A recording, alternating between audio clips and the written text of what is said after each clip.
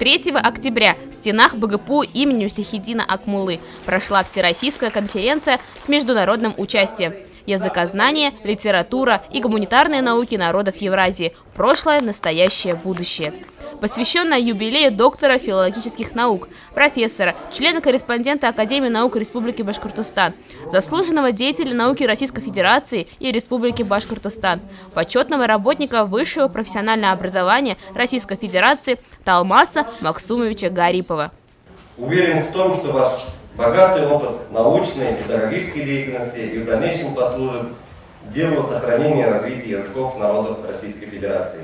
От души желаю вам, уважаемый Талмас Максумович, крепкого здоровья, благополучия и успехов во всех добрых делах. Глава Республики Башкортостан Рустам Закиевич Хамидович.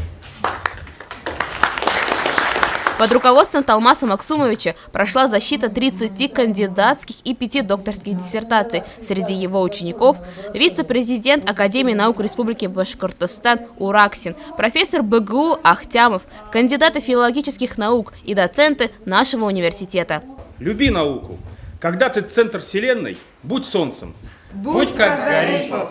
На пленарном заседании конференции выступило руководство университета со словами приветствия. Коллеги и друзья Гарипова произнесли слова поздравления и искренней любви в адрес юбиляра.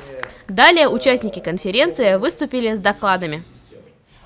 География участников очень широкая. К нам приехали делегации из Москвы, Санкт-Петербурга, Челябинска, Сызрани, Самары. Есть даже ученые из Китайской Народной Республики, из Соединенных Штатов Америки, из Казахстана. Я думаю, что сегодня мы услышим очень интересные доклады и активно поработаем на наших секционных заседаниях.